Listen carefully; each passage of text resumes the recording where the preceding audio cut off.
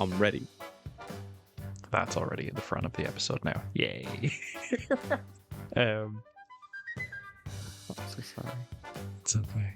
Doesn't take much to edit it out. Hello, ladies and gentlemen. Good morning, good afternoon, or good night, or whatever ungodly hour you find yourself listening. We are the Bards Against Humanity, here to strum your lute and absolutely wreck your ear holes. So get prepared for a podcast that hits harder than a nat one in bed, because we're coming in your ears. And today I am joined by Leo, as per usual. Yo, yo. And we are going to start with the next installment of Law and Order by talking about the base class Barbarian. Whoop, whoop. Whoop, whoop. It's very fun.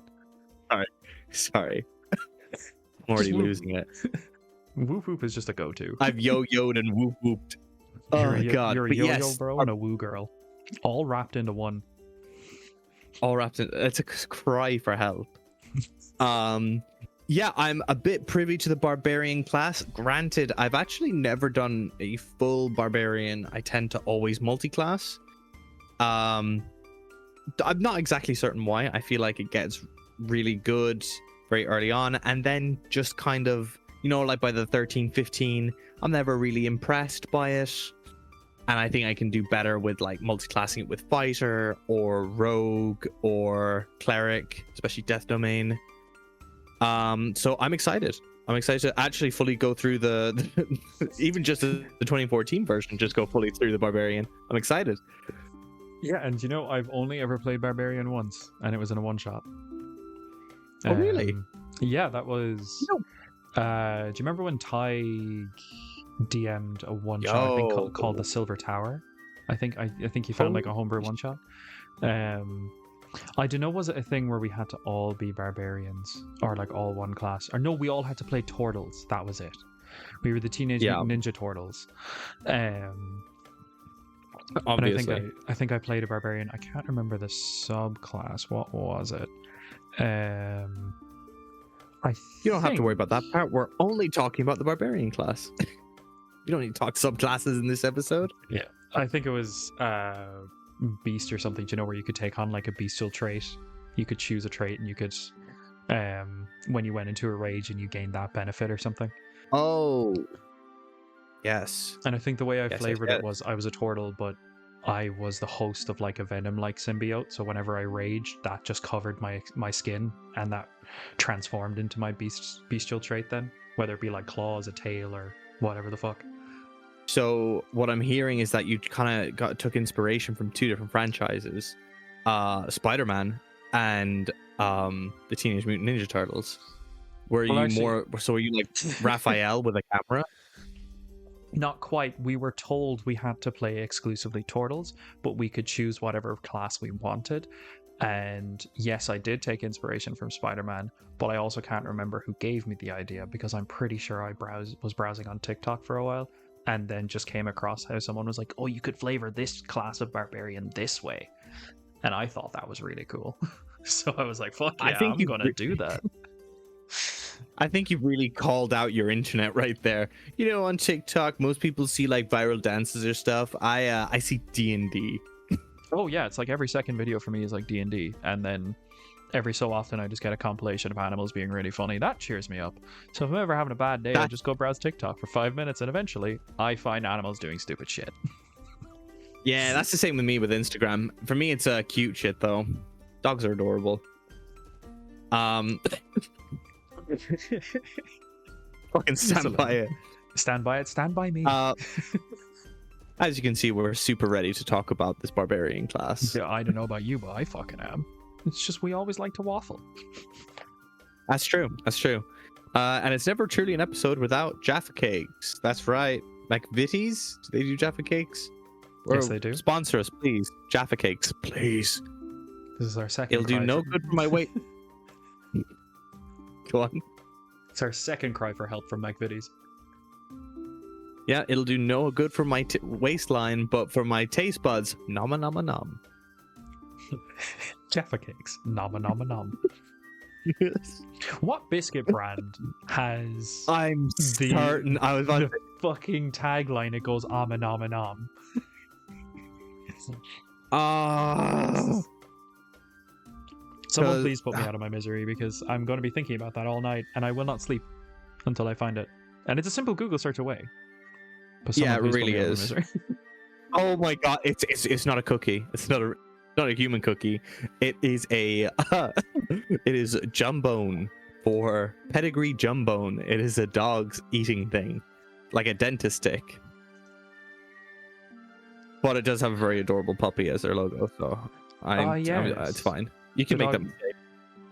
The dog looks like Shoeshine from Underdog. Fuck off! Do you know Underdog's name? Yes, I do. Wild. Yes, I do, because I fucking love that movie. Wow.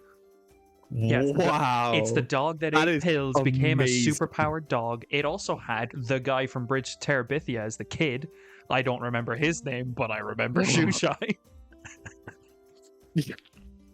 He's a very respected actor, isn't he? Funny enough, I don't think of him as that kid. You mean the kid from Terabithia? Oh yeah, my God, his name is he's... Josh Hutcherson. Oh yeah, because he's PETA in the Hunger Games, isn't he? He's also in the Hunger Games. I just don't associate the two together, and I'm like, oh yeah, no, they're the exact same person. It's just in those two movies, he has black hair, and not in Bridge to Terabithia, god fucking damn it, it's on my mind now. In the Hunger Games, he has blonde hair, because, you know, he's PETA.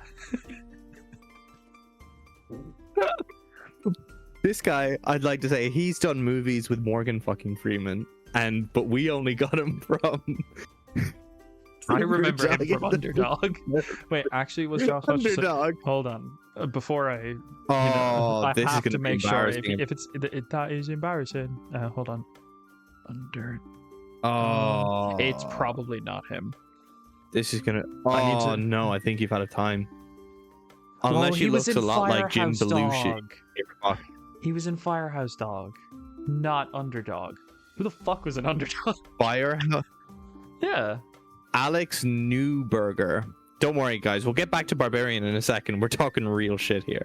Firehouse Dog? How the fuck do you remember? There he is. There he is. This is a whole... What am I looking at? Oh, just my weird knowledge of dog-related movies. Do you remember back in the day? Now this is gonna age both of us. Where you get your DVD, and it would show upcoming movies. Like it'd have small trailers before you got to even watch the movie. Yes. Do you remember that? Yeah. I feel like I've seen the Firehouse Dog trailer because of that, but nowhere else. I have zero context of Firehouse Dog. Zero context. Because yeah, I've that's it. That's all you got from me. But I have watched Underdog. I have seen that movie. Top quality movie. Does it age well? I don't know. I haven't seen it since I was a kid, so I don't really know if it ages well. But it's better than Bolt. You haven't seen it? Hey, Bolt isn't that bad. It's not good, but you know what? If we're looking for dog movies, which we obviously are, we'll get back to Barbarian in a second. I swear. It's no Air Bud. Air Bud knows exactly what kind of movie it is. It is a dog beating professionals at sports because he's a dog. He's professional. There's like 7 of them. There's many different Bud movies. Air Bud is only... Yeah. We got Air Bud. I assume we have Foot Bud. Oh no, we got Air Bud. He does American football. He does regular football. He does baseball. Like, how the fuck do you get... How the fucking baseball do you lose to a dog? Well, their entire, repertoire of games they play at home is fetch, so they got a fighting chance. Oh my fucking god, there's so many. Yeah, I'm pretty sure there's Santa Buds? Oh, fucking You are correct. It's Santa Buddies. They decided to go down with Buddies because they didn't think one bud. They also have Super Buddies, I assume from the great success of Underdog. But his last standalone movie, Air Bud Spikes Back. What do you think that movie is of? The posters look awful as well. That sounds like volleyball.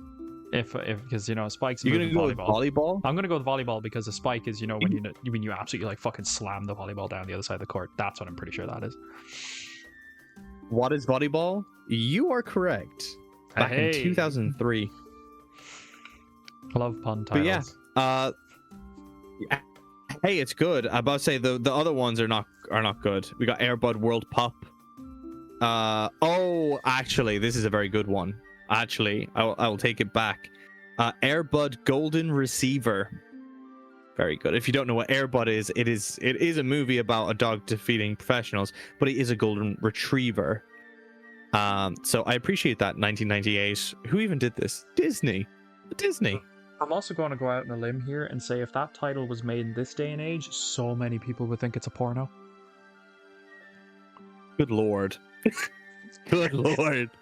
That veered so quickly to pornography. Am I wrong?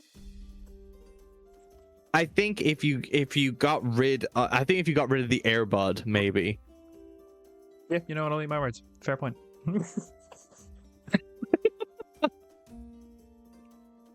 All right, back to the topic at hand that we started with. The Barbarian. Let's talk about it. The Barbarian has changed a few of its features for 2024 for the better. The Barbarian, in my mind, has pretty much 95% just had abilities buffed. I think there was one that I noticed when I was going over these that got slightly nerfed, but not really. It's pretty much the same class that we've been dealing with since 2014. Yeah, there's a few new things that I think they're going to go since obviously they have it for Barbarian. Be interesting to see if they have it with Rogue as well and other martial fighters. They welcome back to the weapon mastery, which we spoke about in our fighter episode, which is always nice. It's just nice to have. Exactly, just different ways to use your weaponry, different ways to play your class, play it how you feel. It's great. You get just extra shit is always good. We take the free things. Thank you very much. I will take your mustard. I will hold your packet of mustard, and I will eventually have to throw away your mustard, but thank you for it being free. One of the biggest changes that they did to Barbarian actually was to the Barbarian's Rage, which is really, really interesting. Because beforehand, it's the same as current the new addition to the Rage. It's still a bonus action to go through your Rage. Actually, before I go through the Barbarian, I should probably say what the Barbarian's about. So the way Barbarian is described, we have a real habit of just getting into the nitty-gritty without actually explaining what that nitty-gritty entails. The Dungeons and Dragons Barbarian. The Dungeons and Dragons Barbarian, in case anyone's fucking confused, because we were talking about Airbuds for a solid 10 minutes. The Barbarians essentially gain, or how it's flavored is they gain their abilities through the primal forces of the universe and the multiverse of D&D or whatever world you're playing in. Primarily, they are supposed to be flavored like they get their rage through these primal forces, but they can be derivative from emotions, not necessarily just anger. You could be just a really passionate barbarian. You could be really sad, and your sadness just fuels your emotions. But I feel like way too many of us relate to that lately in this day and age. So maybe that's a route you can go. Some people flavor it that they have. You could flavor it like you have cosmic influence that ancient gods have bestowed you in your family line with the ability to shrug off damage and just deal more damage and basically just become like this absolute tanky tavern brawler kind of thing. But basically, as the nitty-gritty bits of it come down, you're a frontline character. You take a lot of damage, you deal a lot of damage, and you can do various other things, primarily that end up being combat related. But you do have some subclass features and class features then that can help you outside of combat. Like your Rage gives you advantage on strength checks and saving throws, which can help you outside of combat in certain situations, but more so would be a combat-based tool. Yeah, I realistically, you're gonna have someone who's gonna max out charisma, because that's probably their spell casting type, and you're just gonna shut up and listen. But you're gonna be a very big stick when it comes to fighting, so you'll feel very baller about it. If I've learned anything for being a barbarian myself. This class was made to tank, and tank it does, mainly thanks to its rage feature, which I will, for the second time, start explaining, but actually go through it. So how, same as before, it's a bonus action to enter your rage, and you have a certain amount of them depending on your character level.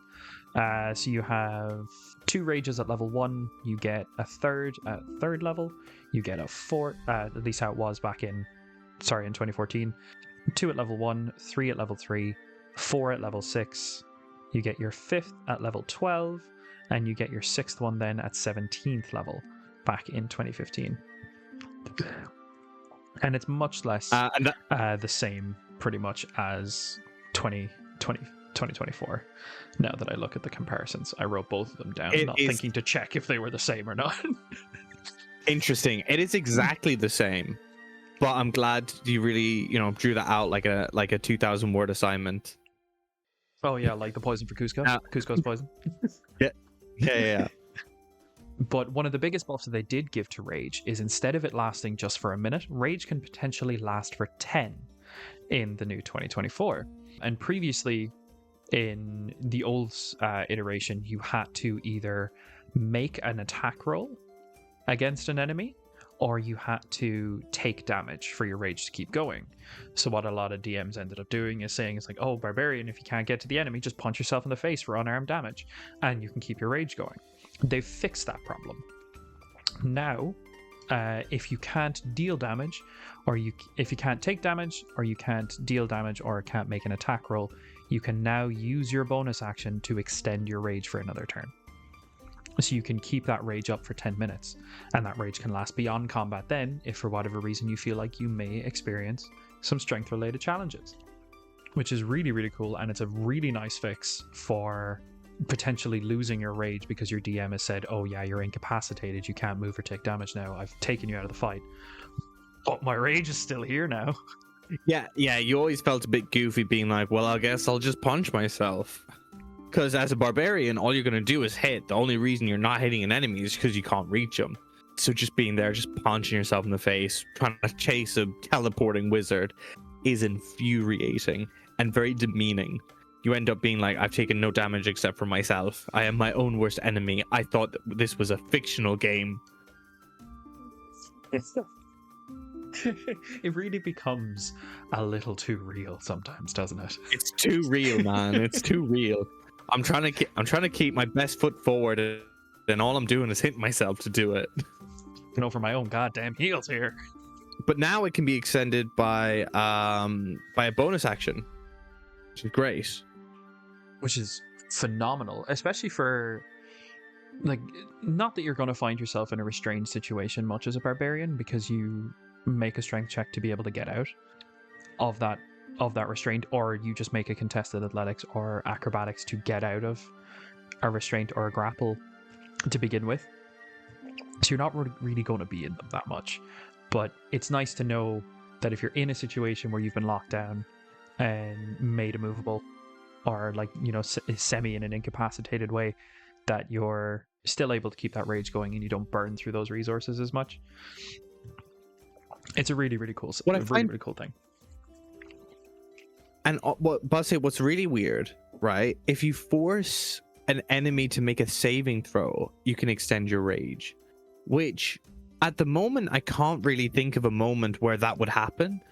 But it seems interesting. Like, do you think they're trying to enforce people to maybe grapple more?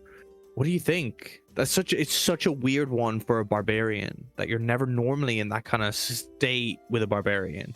Like, if you remember correctly, like most say, like, yourself and other people that have, like, other guys in the groups that have done classes that have like multi-attack or something, never really tend to replace one of those attacks with, say, like a grapple, shove, or like push action, which you can do, rules as written, which may require the enemy to make a dexterity saving throw, a strength saving throw. So potentially, if you feel like you can't damage them and you'd be better off felt with your last attack, making them make a saving throw, and you can find yourself in a situation like that.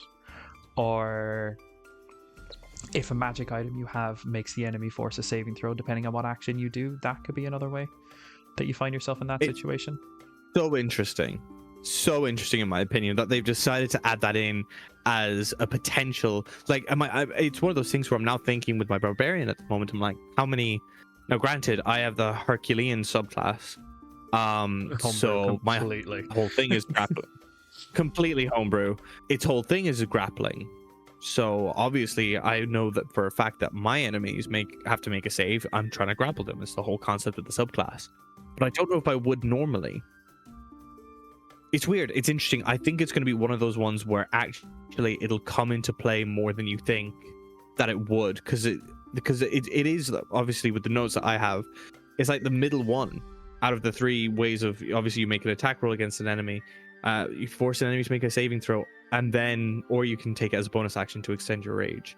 Where must have been, because I remember in our Druid episode that you mentioned that they play tested these, and maybe forcing people to make a saving throw just came up more than you think. I can't remember if forcing the saving throw was part of like the original, say like first draft of the Barbarian playtest content. Oh. So it could just be a case of no one had any complaints that was something that they did, because it could also depend on what magic items the DM say gives the party, and if the party feel like, the Barbarian can really benefit from this, that they find it as an action. Like, I do notice that it's actually quite interesting that they don't have taking damage as a way to extend the rage. It's just making an attack roll against the enemy. So you don't even have to hit. Yeah, because beforehand it was just if you haven't attacked a hostile creature since your last turn, or taken damage since then, is when your rage ends, or if you're knocked unconscious, or get the incapacitated condition, was how it used to be. And one of the other benefits you get from rage, you have three main benefits you get. So the first one we talked about was that advantage on strength checks and saving throws. One of the second ones you get is when you make a strength-based attack action or unarmed strike, you get to add bonus damage to the the damage roll of that associated attack. So which increases in levels as you go up. So it starts off at a flat +2 extra damage, which, as we said, we love taking the free shit. And in the 2014 edition, it went up to an extra 3 points at level 9 and an extra 4 points at level 16. Now, don't worry, it's the same. New 2024, it's not the same. You get that extra 4 damage so much earlier. So you have 2 extra bonus damage until level 4 when it upgrades to 3. And then it gets to a maximum of 4 at level 10. Dan, I'm going to stop you right here, because I did a very similar thing in my notes. Oh, shit. I think you're looking at weapon mastery. I was looking at weapon mastery. Never mind. I took down the wrong fucking column. No, rage damage is the exact same. Never mind, that didn't exact same. It's the exact same. Never mind, that's just the amount of weapon masteries you get and when you get them. Christ almighty. Am I showing... Hey, dude, it happened. Am I showing my stupidity? Yes. Am I highlighting it? Absolutely. Hotel Travago. Will this be edited out? Probably. Probably not. I think it's funnier to leave in the mistakes. Oh, interesting. Oh, that's a choice. That's a choice. I'm gonna leave in the mistakes. I'm gonna own that shit. I don't think that's Hotel Travago's slogan. Oh, that's right. I own this. No, but it's it's the whole thing of Hotel Travago. It's like, am I stupid? Oh, yeah. No, absolutely. Don't worry. Did I do it? Yes, I did. Really? Absolutely. Hotel Travago. Like that whole meme.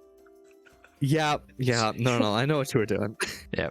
So yeah, whoopsie and apologies. I took down the wrong column when I was looking at rage damage and got really excited that they were giving you extra so quickly. No, they weren't. But it's not to say it's bad thing, because again, it's free damage. And as I say constantly in my sessions to the group, damage is damage. Damage is damage. And then finally, the last thing you really need to know about the rage is you have damage resistance to bludgeoning, piercing, and slashing damage, which means it's halved, which is lovely. Kind of highlighting how tanky you are, unless there's a mage. But any physical threat, you got that resistance. Technically, there are spells that deal bludgeoning damage and slashing and piercing. So, the beautiful thing there is it highlights just resistance to bludgeoning, piercing, and slashing. It doesn't specify non-magical. So even from an enemy's like enchanted blades or enchanted weapons, you have resistance to that initial slashing, bludgeoning, or piercing damage. You just don't have resistance to the extra damage that comes with it. Say like if it's like a flame tongue blade with the extra fire damage, or the frost brand. I think that's what Frostbrand, I think, is what it's called, where it has like extra cold damage. But 3 resistances straight off the bat is great, and they are the most common types of damage you are ever going to see because they're on everything. Yeah, no, it's everywhere. And so that's our rage. The rage hasn't changed too much, but it has allowed you to continue the rage for a lot longer, which I like. The rage itself worked very well. Happy days. Exactly. It's the bread and butter of the class. You still cannot concentrate on spells. You still cannot cast spells while you're in a rage. But still, that's all fine. in all, it's awesome. I believe unarmored defense hasn't changed at all, which is once again still at level 1. While you aren't wearing any armor, your base armor class equals 10 plus your dexterity and constitution modifiers. But you can use a shield and still gain this benefit. It's the exact same wording. Has not changed. Has not changed. Happy days. Moving on to level 2, which has a very interesting change to both of its thing of danger sense and reckless attack. Reckless attack has a very interesting change, but I'll just quickly go through danger sense. So realistically, you have previously in 2014, they still had a danger sense where you gained advantage on dexterity saving throws of effects that you can see, and you can't be blinded, deafened, or incapacitated. To gain that benefit. To gain this benefit. Dead right. Which is already quite baller. It's already fantastic. However, they have changed the wording of it to make it even better. Now, granted, are there many situations where you are blinded or deafened? No. But you now just have advantage on dexterity saving throws as long as you're not incapacitated, which is kind of huge. Which means if something is if someone tries to cast a particular type of spell, but it's a surprise round, you still have it. You still gain that dexterity advantage. Which is pretty cool. Do you know what? That ability is a weird way to pronounce Spider-Man. It is. And to have Barbarian as Spider-Man is also pretty weird. But guess what? Not really. Spider-Man is canonically incredibly strong. I thought you were about to say, canonically, Spider-Man's a Barbarian. No, he's just meant to be really fucking strong. Technically, Venom's the best sense because he rages, obviously, and he has Spidey sense, which is danger sense. Yeah. But something has changed with the reckless attack. Dan, what is it? Something has changed with the reckless attack. I'm sorry, I'm looking at these side by side. Hold on a fucking second. All right, you know what? I'll tell you the difference. You tell me the difference, right? Leo, because I'm looking at the two of them. My brain's not comprehending anything. Don't worry, it's a small change that means everything. So before reckless attack, you would, I believe, actually, I can't remember if it was a bonus action or it was I'm on pretty your certain first it's a bonus attack roll, action, which is the same as 2024. Yes, that you could pretty much when you make your first attack on your turn, you can decide to attack recklessly, and so you can get advantage on weapon attacks using strength during this turn, but you have disadvantage. The attacks against you have advantage as well. They're pretty much the same, but 2014, that reckless attack advantage ended on your turn. In 2024, it's now to the start of your next turn. So any opportunity attacks, you still have advantage. Oh, that's why I couldn't comprehend it. Okay. Yeah, no. They're the exact same. It's like you jumped in and said they're different. What are they? And I'm like, what? Sorry, I gassed you up and all. I'm so sorry. I should have messaged you privately, being like, "You got it." It's a very small discrepancy.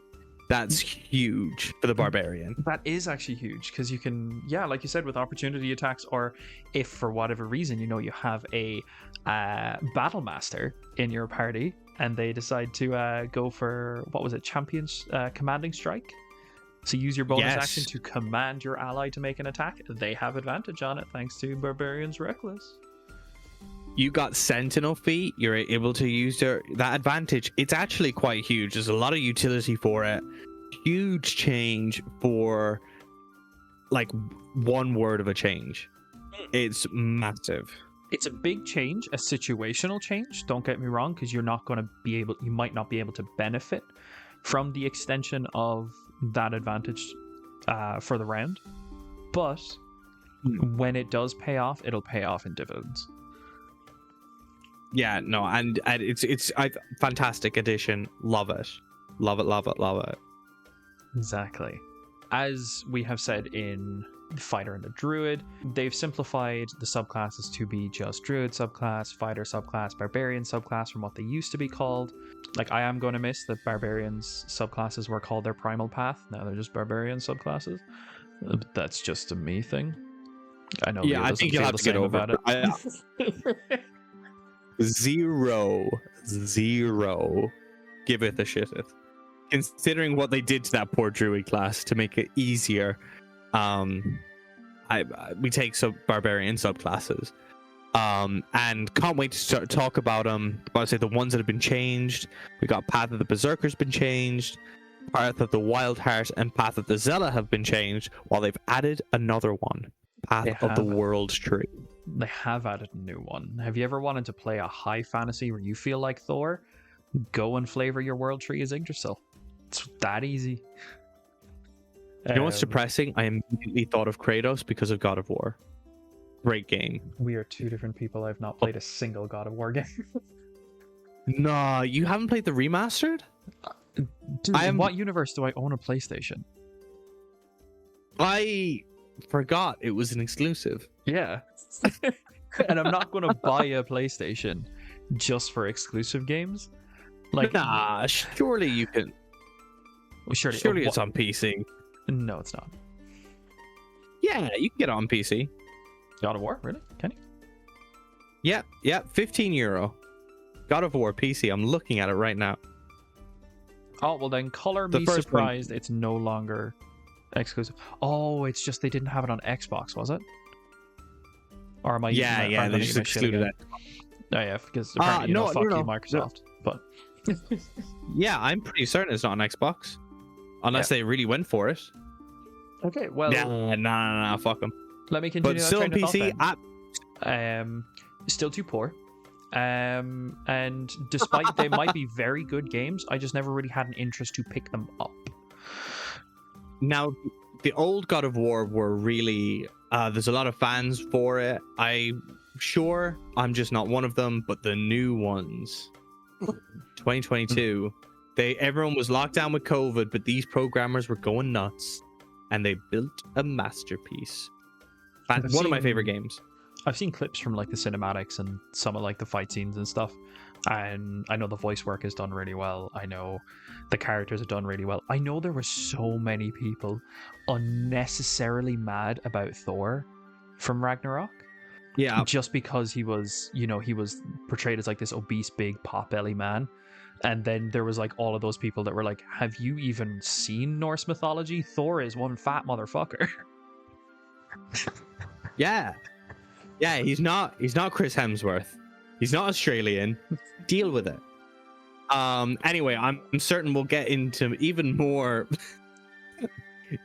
aggressions towards it later. Not this episode. Very excited to talk about the Path of the World Tree. Obviously, the other changes will be interesting as well, but to add a new one, they kind of a bit of a miss for me with the Druid subclass, their new one. So I'm excited to see what they've done for Barbarian. So am I. And one of the interesting things is they actually renamed what was originally the Path of the Totem Warrior to what's now known as Path of the Wild Heart. And I think that in part was due to the renaming of it in Baldur's Gate 3. Correct me if I'm wrong. As I think it was called I something haven't like played Baldur's Gate 3. Do you know, like you recommended God of War to me? I would recommend Baldur's Gate 3. It's a really, really fun game. Hey, you know what? Maybe because I'm pretty certain it's multiplayer. We could do a recorded session. Who knows? We certainly Who could. knows? Who doesn't want to hear the Especially- Bards Against Humanity play Baldur's Gate 3? Yeah. And then maybe Avonmore will sponsor us. Avonmore for chocolatier milk that's more delicious than people who just make chocolate milk. Avonmore, please. I would love some of your chocolate milk, Avonmore. Please. Oh man. I was gonna save a chocolate milk for this recording. Right? Didn't last a day. I drank Doesn't it maybe surprise me. within 2 hours of buying it. I was like, I'll just have a little sup. I was like an addict. I'll just have a little sup.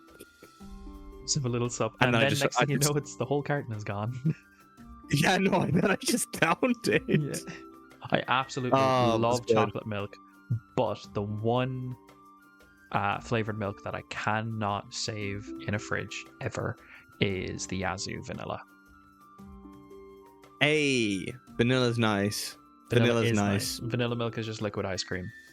Fight me. Yeah. Um, No, fact. I have to fight people about vanilla being it's potentially my favorite flavor. You know exactly what you're gonna get with vanilla. Chocolate can be a bit hit and miss, but vanilla, as long as it's strong vanilla flavor, you are in the money. yeah, Give me vanilla ice cream. I'm just gonna melt that shit to be a vanilla milkshake. I've gotten unnecessarily mad at people that are just like, oh, I'm going for vanilla ice cream. Oh, you're going for plain ice cream? It's like, no, in no fucking way, in no universe is vanilla a plain flavor. It might be considered plain because it's just white ass ice cream, but because, you know, to you, flavored ice cream is anything but vanilla. Vanilla is a goddamn flavor. I may be a little bit too passionate Dan. about this. Dan, you get into a fight, give me a time and a place, and I'll fucking be there, man. I've had these same arguments. Though I did burn myself making vanilla ice cream. Different story. It's a wild concept that you can burn yourself while making something that has ice in the name. Yeah, well, it's even worse with the story. Is it for this podcast? You know what? Yeah, small tangent. We'll jump in for it. So I got this ice cream maker when I was 10, and obviously, first ice cream you're gonna make with your ice cream maker gotta be vanilla. Best ice cream. And so you gotta heat the milk with the vanilla for it to infuse properly, right? So you might be thinking, oh, okay, at least we know where heat is coming from. No, it's still a stupid way to burn yourself. So we were waiting and waiting and waiting for this milk to boil. I would like to say an eternity is what it felt like, because I was so excited for the vanilla ice cream. And then Then I was like, see, look, it's not even on, and then placed my left hand over the hob, because we had an electric one, just right on the hob, and burned my whole left hand. Oh, I was sweet now... Jesus. Yeah. Luckily... But then I was just holding ice while everyone else got to make ice cream. Rude. But I'm glad I made a family moment for the rest of the family, while I sat in the lounge, holding ice. Holding ice while everyone But got yeah. to add cream to that title. Yeah, pretty much. But good ice cream.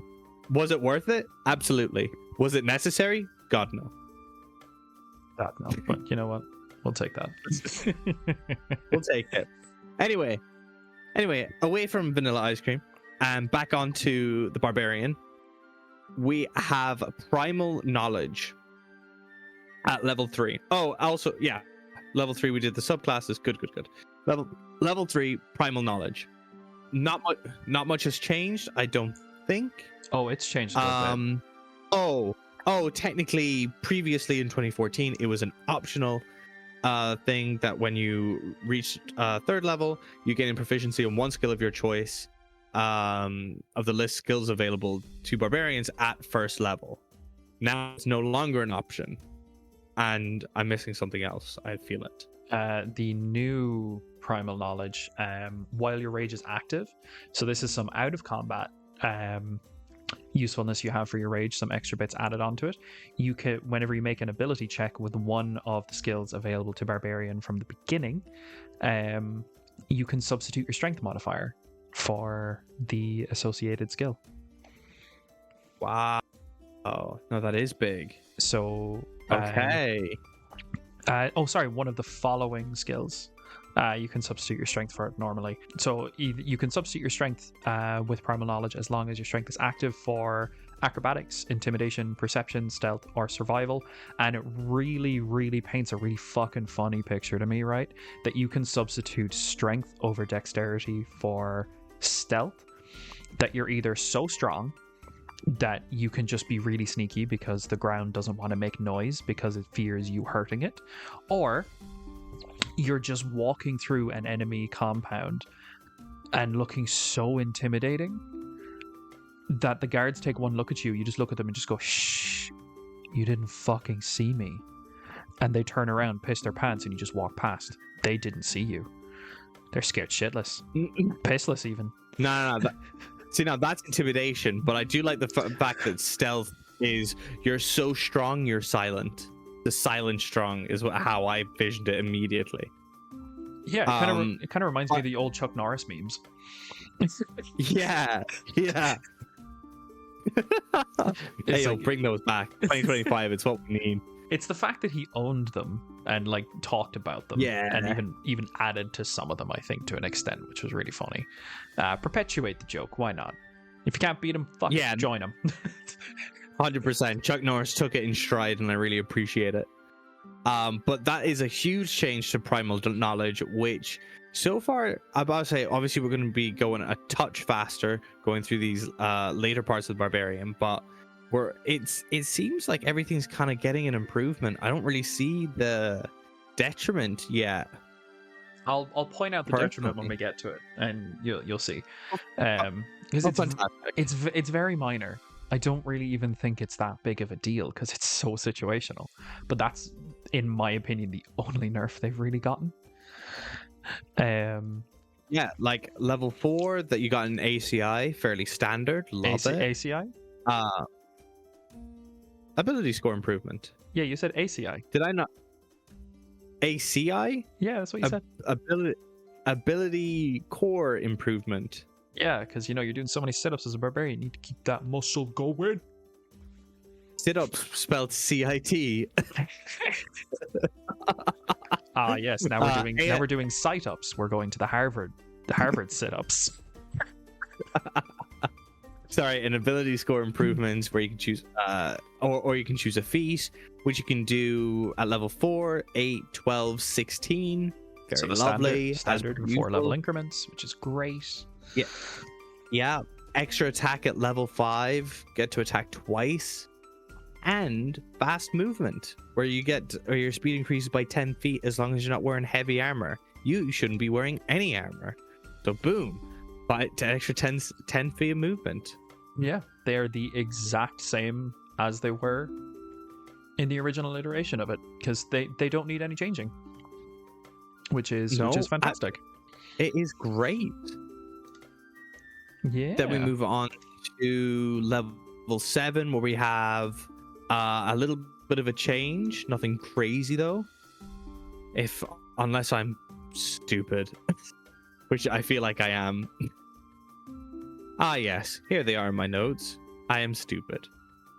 Yeah, I think they actually did nerf Feral Instinct a little bit, because I don't know if I can call it a nerf, because I don't know how they changed how surprised works, or surprise rounds in general. That's something I actually have to look at, and I should have looked at before this, considering. But they've taken out the part that mentions if you're surprised, you can act normally. Do you know what? I think that's because, as someone who's played D&D for over 6 years, potentially more, thinking about after saying it out loud, you're not often surprised. It's super rare for the DM, from my experience, wink wink, that you would be surprised. So I don't see it as a massive loss. I think you're more likely to use a stealth check and add your strength modifier than be surprised. I think that's down to me, Because I think somewhere in the back of my mind, running an ambush encounter feels unfair on the players. Not necessarily, like, it's not to say that I haven't stopped your long rests before or prevented you from taking one for a while, but I just never run ambush encounters all that much because I don't feel like they're fair. But then again, that's also down to me because I tend to run slightly higher threat level combats than would typically be allowed for what I could consider a surprise encounter. Because imagine you're level 15 and I surprise you with a 20 CR creature that just comes out and takes one of you down immediately before you even get to act on a turn. It's not really fair though, is it? Even at lower levels, I feel like I would do too well and it would just completely turn the fight away from you. And I want you guys to have a chance. I just don't feel like I could run surprise encounters without feeling like I'm being unfair. Well, Dan, I'd hate to say it, but in this type of situation anyway, I don't think you're special. Which can be taken very personally, very quickly, but it's only about the surprise attack thing. Other than that, you are very special. Yeah, see, now he's just sucking up to me because, he wants me to be nice next session because they've got a big thing coming. Remember, suck off your DMs for free items. It doesn't work. He's tried. Trust me, I've tried. If we're gonna have some let's words, just say I sucked his dick. Rules is written. Okay. Rachel also gonna have some words with you. And some words with me. I have a lot of explaining to do, apparently, according to that comment. Yeah. But they have they've once again made an optional ability part of this class now in Instinctive Pounce, where as a bonus action you take to enter your rage, you can move up to half your speed as well. Yeah, that is now part of the base class. You whoop whoop. Yeah. Which we spoke about earlier. The only reason you're not hitting your target is because you can't reach them. Instinctive Pounce fixes that, and at level 7 is very nice. We already have quite a solid barbarian at this stage. Yeah, it's pretty good. Everything is working to your benefit, helping you do better, helping you be better, helping you feel stronger, more capable on the battlefield and outside the battlefield for that matter. Especially with a 10-minute rage, that means your infiltration mission's going to go pretty well. Yeah, level 9 is kind of where we see their biggest change. Brutal Critical is gone. No more. It has been replaced with Brutal Strike. Yeah. So the old iteration is if you got a critical hit, you could roll an additional dice for the weapons damage. And I believe that counted after the critical because the specific wording, it was when determining the extra damage for critical. So you double the normal damage dice or whatever fucking critical rules you use for your campaign. I don't judge. But it was you double the weapon's natural damage dice and add an additional one after for a brutal critical. It's the same as the orcs inherent feature. I think they have one. Then with the old Brutal Critical back in 2014, that would increase the 2 die. Hold on, let's go back to that for a second. Brutal Critical. Sorry, this is not what I just said. You need a nap, no. Man. You really need a nap. No. Critical. Or Brutical Critical. It was one of the two. You know what? Cyberbullying isn't fun. Let this be an advert for bullying. I'm not bullying. Anyway. I'm just making fun of what you said. It's a fucking duh. Can't you hear the hypocrisy in my words? Anyway, for Brutal Critical, you would at level 9 you get 1 additional weapon damage die. This increased 2 at 13th and 3 at 17th. So eventually it does become good, but you can only get it when you hit a critical roll, critical strike. But now, Brutal Strike. Worded slightly different, but significantly better, I think. I think so too. Because instead of adding extra damage to a potential critical, which is situational, you don't always get them, but you do have ways to fish for them as a barbarian with your advantages gained from reckless attacks. Now Brutal Strike factors in reckless attacks a little bit more.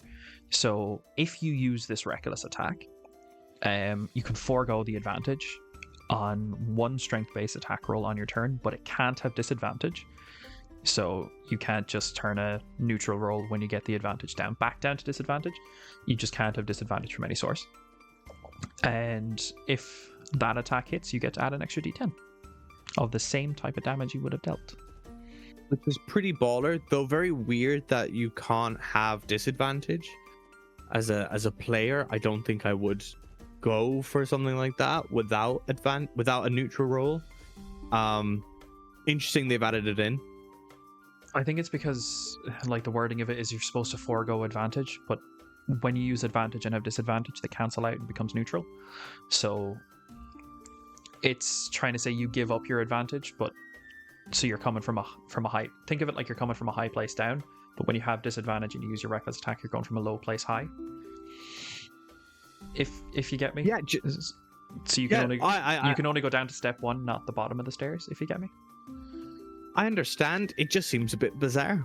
But not only that, you can then choose a Brutal Strike effect, being one of the two options. There's Forceful Blow, where you can push a target 15 feet straight away from you. Then you can move up to half your speed straight toward that target without provoking an opportunity attack, which is pretty good.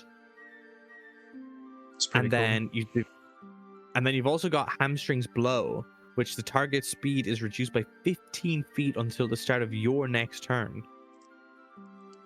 But one target can only be affected by one at a time, which means they don't stack. But I'm pretty certain there's a weapon mastery that gets rid of 5 feet of movement as well. Yeah, I think so. Was it Nick? Was that what we were talking about with the daggers? Yeah, I think there's a couple actually that can reduce movement. Which is happy days. It's super interesting, great utility, really allows you for the barbarian to have variation on the battlefield, which is great. Yeah, and just being able to move an enemy into a position, like, this is a little bit of battlefield control that you can have with Forceful Blow. So it's directly opposite you, so it's whatever's 180 degrees, like directly behind the enemies where you're pushing them, so you can push them into a place that you need them to be.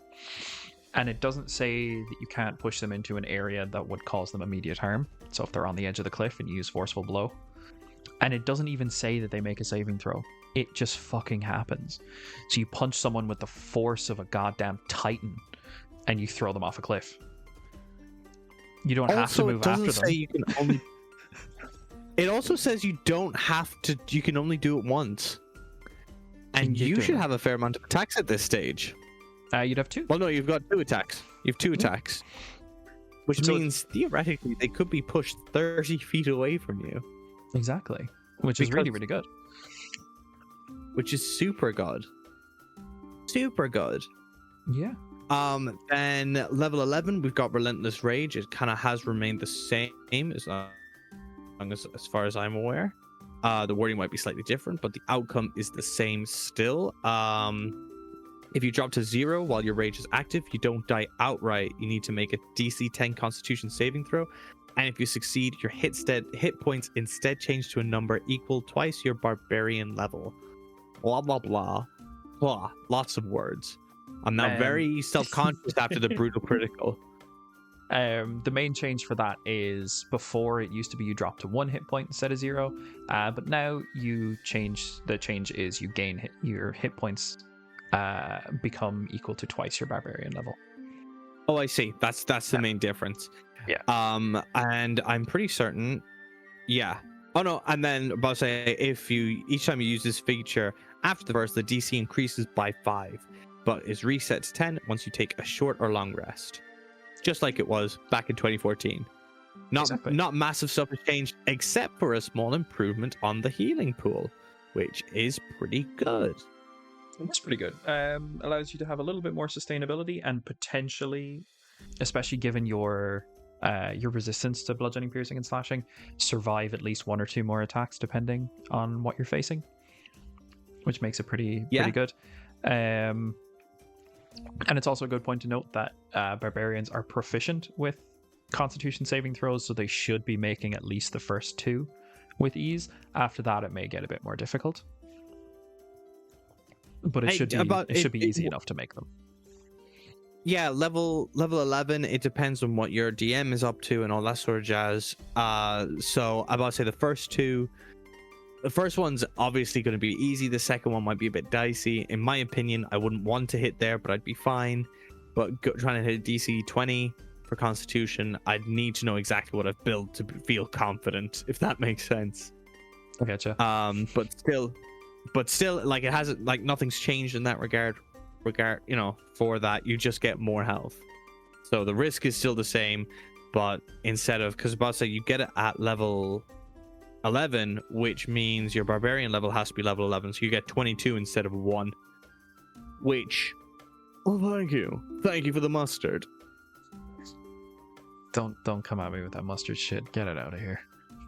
I hate mustard as well. That's the worst part. Fucking hate mustard. It's why I take it for free and then never use it, but I will accept it. It just goes into that weird, like, ketchup packet drawer you got. Never gets used. You know what? I don't have a ketchup packet drawer, but I know you do. It's a thing. I don't know. I just don't collect the packets. I tend to just keep them like pets, and then throw them out. But not like pets you like fish. You just pop them on a windowsill and hope for the best. And then you realize it's gone off, so you gotta throw it out. I know some people like keep them, like, if they take a couple extra ketchup packets, they keep them in their car for, you know, like if you ever get like takeaway or drive through and they don't give you enough, and it's just like you have that extra bit of ketchup. I know my fiance Rach does it. She doesn't like condiments, but do you know, like the salt packets you get from Mackey's? Yeah. Like she'd probably use like half of one, but she'll keep the extra just in case we ever got like takeaway. But she'll only keep like 1 or 2, but she'll like have them, you know, like in that little door compartment on the driver door. You'll have to clarify something. Yeah. Does she? I would assume that because you get multiple packets, so she'll only use half a packet. What does she do with that other half? Does she throw that away? Usually, yeah, because I don't take extra salt. Okay, yeah. Good. She doesn't just leave. For a second, I thought she was like folding half a packet of salt. I'm like, no. Let me just clarify that. Let me just clarify that. McDonald's just for some reason hand you salt like it's going out of fucking fashion. So much salt. So they'll give you like 3 or 4 full packets of salt. She'll use maybe like half of one, and then put that in the bag with the rest of the rubbish. Yeah, and then she might like hold on to like 1 or 2 more, and just have them there just in case if we're ever getting like takeaway or something, and we just, you know, fancy a little bit of extra salt. Okay, I got you, and then, you know, it's there. Don't worry, I understood the rest. It was just the half a packet of salt that just seemed to have disappeared or been placed away. It had to be clarified. We're all good. No, good. She doesn't hold on to the half empty packet of salt. You see how I had to question it? That sounds insane. It does sound insane, yeah. Anyway, moving on. At level 13, you get an improved brutal strike, like we spoke about. At level 9, had a bit of a brain fart there. Yep, brutal strike was level 9. You get 2 extra brutal strike options. Dan, what's the first one? First one, staggering blow. So the target has, if you choose this option, your target has disadvantage on the next saving throw it makes, and no opportunity attacks can be made by that target until the start of your next turn, which is cool. Huge. That's huge. That is a combo piece, is what I'm reading. You can combo that really well with the rest of your group, because the very, very like seldomly used action that a D&D party will use is the help action. So if you make a call out and say, "Oh, hold this spell for this time, I'll give them disadvantage," can you do that? They'll cast the spell, expend the spell slot, and concentrate on it until a specific trigger happens, and that's when you say your specific trigger should be when I use my staggering blow, and give them disadvantage on that save. So say it's like what came up recently was when Kane's character was trying to twin spell banish the two fragments of Duoblex back to their home plane. You could have given they could have been given disadvantage on the save, something like that. And then as soon as you've given your staggering blow to one of them, he releases the spell. That kind of thing. It's wild. So much utility for it. It's a fantastic. And I do think it is slightly better than the other option, Sundering Blow, where before the start of your next turn, the next attack roll made by another creature against the target gains a +5 bonus to the roll. Only one attack can gain the Sundering Blow bonus. You would really want that to be you, if that makes sense. And normally, from my experience, you have one barbarian or a fighter or a rogue. It's very rare you have both, which means that you might have a rogue. The rogue would probably be the best person to get this type of bonus, because then you have a lot of spellcasters. Granted, I know there's half casters and stuff like that, but there's more. I feel like there's more saves than attack rolls, from my experience anyway. Which is actually, I'm sorry, saying it out loud, realistically, depending on if you have a martial heavy party or a spellcasting heavy party, you choose between Staggering Blow and Sundering Blow. Yeah, I mean, you have access to both, so it's easy enough to use both. It's good. Do you want to know where Sundering Blow for me immediately comes really useful?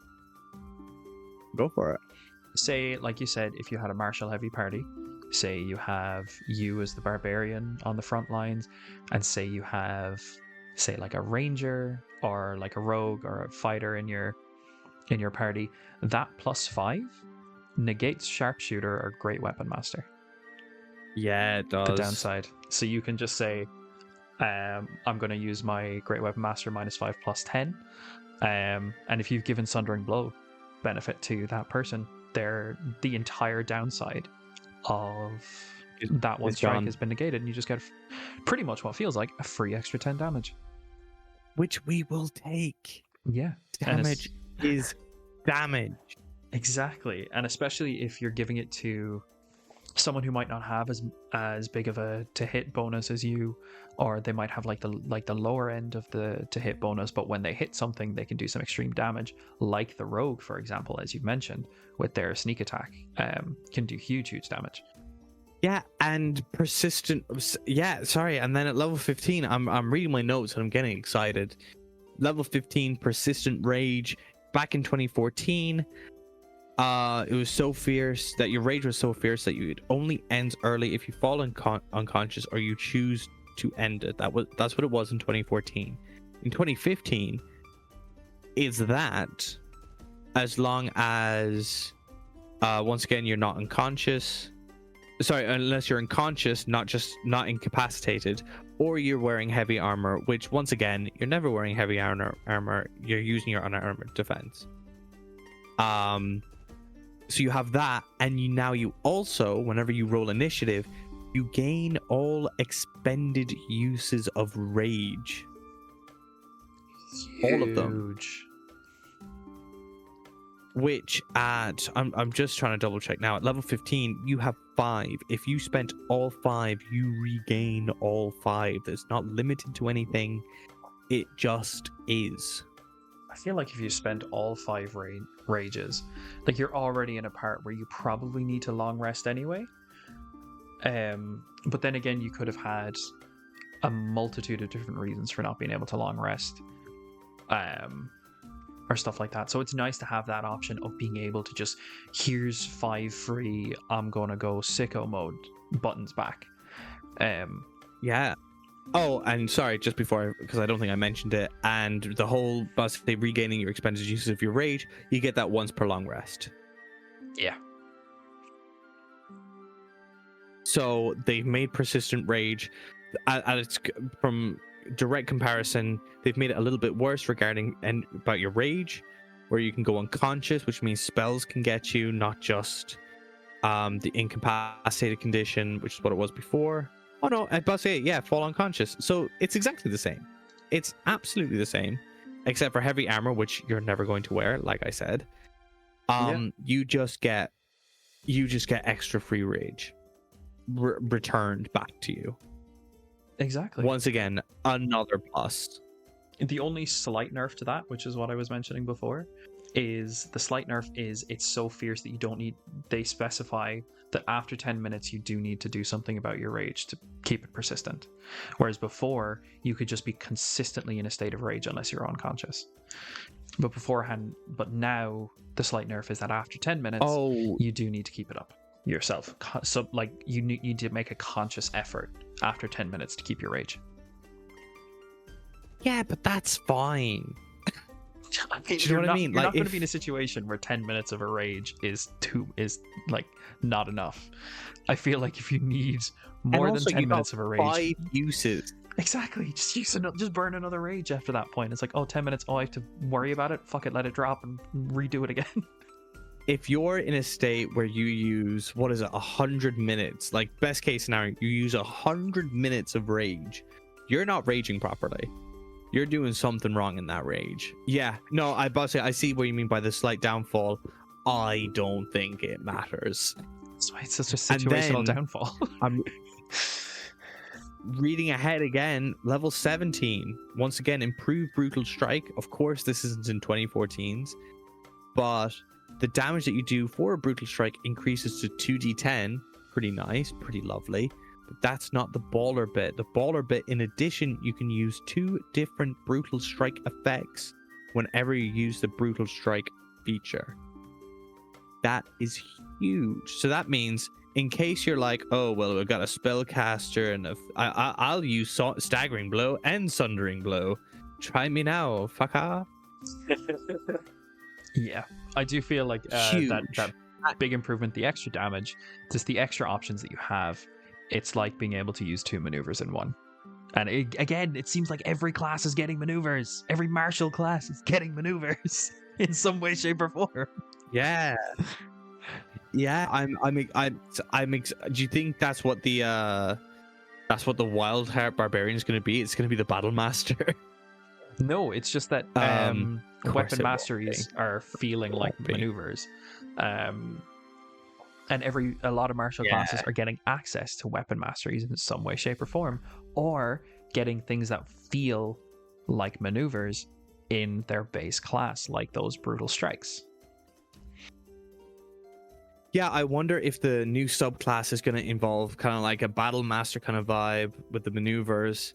You're right, but I do think that giving up the advantage is going to be huge, especially later on, because you got to remember with all of these brutal strikes, you have to reckless the attack, so attacks have advantage against you, and you're foregoing that advantage. But I think it might be worth it. It's incredible. I definitely think it's worth it, especially seen as even if enemy attacks have advantage against you, they mightn't necessarily be targeting you, but it's also the damage that they're doing from their attacks is mitigated by your rage resistance. Yeah, it's gonna be oh yes. And then level 18 is exactly Indomitable Might is exactly copy and paste back from 2014 to 2024. Where if you go for a strength check or a saving throw and it's less than your strength score, you can use that score in place of the total. Checks out your physical beast. Even rolling a nat 1 should not show how you're not a physical beast. Yeah, pretty much copy paste change. And level 19, same with every class. Once you reach level 19 in that class, you will get the choice of an epic boon. I personally would not go with the boon of irresistible offense. In my opinion, it's not that great. It's a bunch of extra damage on a critical hit. Very situational. What an attack. What a big attack it'll be if you can get it, but it doesn't necessarily work. I didn't even mean that. What an attack on a boon that wasn't brought up. No, genuinely, even on like the in the handbook, it will say that this is recommended. But the boon of irresistible offense, if I read it out to you here now, oh, I know what it is. yeah. So the bludgeoning, piercing, and slashing you do always ignores resistance, which is good. So because your fists don't count as magical, technically, enemies are immune to your unarmed strikes. Monks are the only ones that can get around unarmed strikes with their fists. Monks are the only ones that can get around resistance with their fists because their unarmed strikes will count as magical because of their ki. But the other one then is when you roll a 20 or a critical hit. Not necessarily or a critical hit, because you could be someone that crits on a 19, but when you roll a 20 on a d20 for an attack roll, you can deal extra damage equal to the target equal to the ability score increased by this feat, because every epic boon increases either one ability score of your choice or a particular one by 1 to a maximum of 30, and the extra damage type is the same as the attacks type. So if your weapon deals slashing damage, you'll deal extra slashing damage equal to, in this case for this feat, your strength or dex. It's not that great. I'm gonna say it straight out. It's one of the weaker epic boon feats. Don't feel that epic to me, at least. It's not too bad. It's not horrific. You can see the utility, like even by avoiding resistance, that's fairly handy. But I know what you mean. There are better boons out there. Exactly. Two of my personal choices for Barbarian, especially if you're going into the whole I'm a motherfucking panzer tank kind of vibe, is I would personally choose either the boon of fortitude or the boon of combat prowess. Both have their serious benefits. Combat prowess is you increase one ability score of your choice by 1 to a maximum of 30 as per usual, and when you miss with an attack roll, you can hit instead once per turn. So once every single turn you can choose to hit. And the beautiful thing is, if you've hit all of your attack rolls on your turn, if you were to do an opportunity attack and you haven't, you can instead choose to hit if you've missed that opportunity attack. So it works really, really well with Sentinel if you haven't used this feature already, because it doesn't recharge until the start of your next turn. Yeah, and Brutal Strike, actually, thinking about it. Mm-hmm. Because you don't have advantage, so you could have an awful roll, but you're like, no, I'm doing it. Exactly. That's probably the best boon for the Barbarian, depending on subclasses, of course. Subclass dependent. But what's the Fortitude one? Fortitude one is just, I think it's increases your so it increases your health by 40. Which is nothing to frown about, but I think combat prowess is probably the more deliberate one we're looking for, Yeah.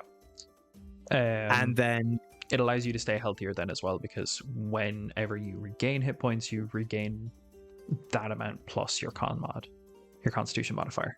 Oh. Yeah. Which is pretty good considering at level 20 you get Primal Champion. Now there's one small change. Very small change. Your strength and constitution scores increased by 4, exactly the same like in 2014. But in 2024, it now goes up to 25 instead of 24. Very minute change. And if you're going to be a barbarian, this is really just for your constitution to go up by 4. I think that most barbarians are going to look for a belt of giant strength at any rarity. That's what I would do. Yeah, but you might not necessarily get one. It could be... That's very true. But super true. To begin with, just having your strength get bumped up by 4, that's an extra +2 to hit, an extra +2 to your damage, it's an extra +4 to a proficient saving throw, which you usually are. Not proficient saving throw, sorry, proficient ability score. No, sorry, expertise, never mind. It's an extra +2 to those abilities. My apologies. I'm confusing the fuck out of myself. Ignore me. It's just a +2 And to your audience. it's a +2 to damage, it's a +2 to hit with your attacks, and it's a +2 to saving throws and skills. I about to say it's technically an improvement on 2014 as a level 20 skill. I think it looks good, but in practice isn't. It's not bad. At face value, it looks epic, and I think it's fine. You know what I mean? Like, you'll still get that +4 to Constitution. There's nothing like the hill strength of, belt of giant strength for Constitution. So you're gonna get that bump in Constitution. Happy days. I think with everything else, this Barbarian class has really just put the cherry on top. I'm delighted. Martial classes are getting some love, and I have my anus open for it. I would like to make one small correction. There actually technically is something like the Belt of Hill Giant Strength for Constitution. It's the Amulet of Health. Nope. Sets your Constitution to 19. Yeah. It's not 29, is it? Not quite. I personally would have to slightly disagree with your opinion of Primal Champion. I think it's fantastic.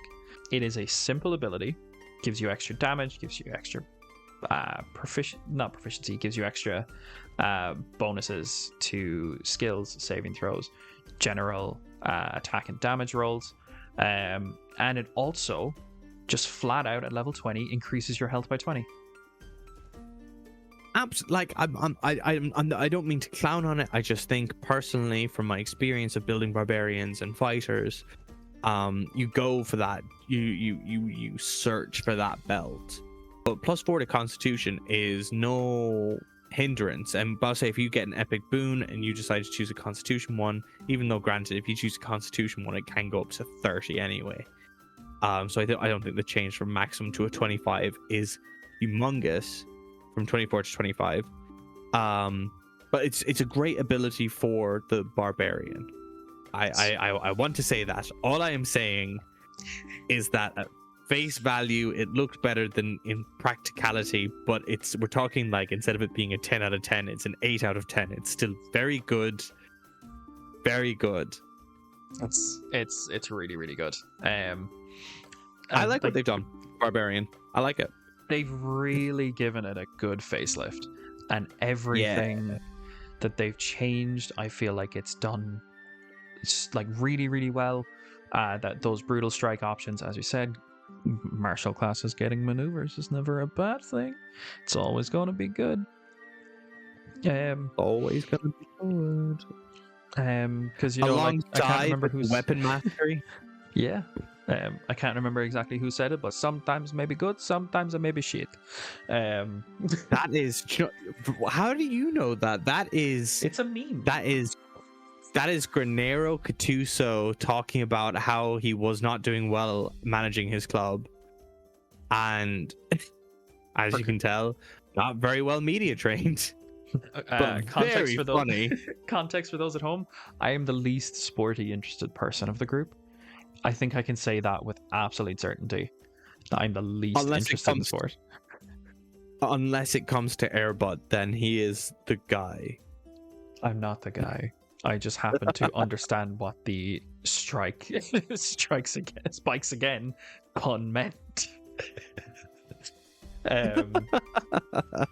We had a very passionate talk about Airbud. We're not gonna get back into that because it'll keep going. No, I am the least sporty individual, but it was a meme going around for a while. That like sometimes it may be good, sometimes it may be shit, and it's it was funny, and it still is funny to me if I ever hear it. But yeah, like the level 20 capstone feature, absolutely perfect. Fits a barbarian to a T. Its simplicity, it gives them so much to work with. Not as flashy as some of other classes' capstone abilities, but that's fine. Less is more, and I feel like this does more than half of the other capstone features used to. That it was fantastic. Still is. Just goes to show they didn't need to change it an ounce. Except for the maximum score, they didn't need to change what it gave you any more than the small little tiny bit that they did, because it was already perfect.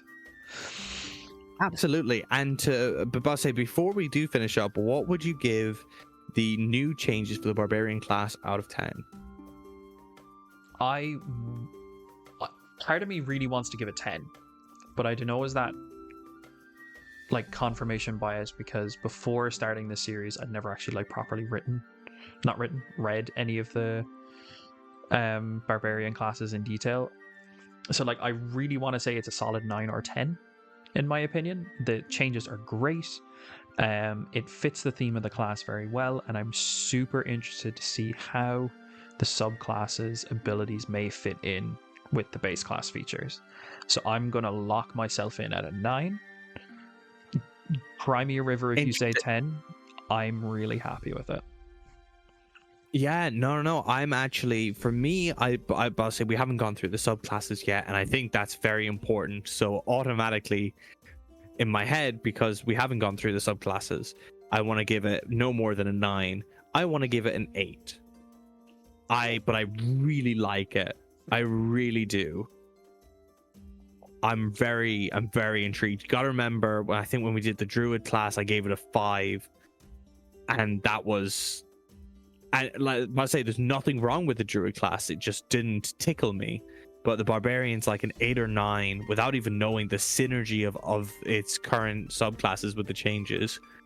I think it's very good. Do you know what? I might just go 9. I really like it. All right, yeah. I think we need to, for the next like base class episode we go through, try and be as least biased as possible, especially if it's one class we're not very fond of, because we chat on some of the Druid subclasses. Granted, the old Circle of the Land deserved it. The current Circle of the Sea, I feel, deserves it. It just asked for it. Yeah, it just asks for it. Don't. It yearns for it. As a child, I yearned for the seas.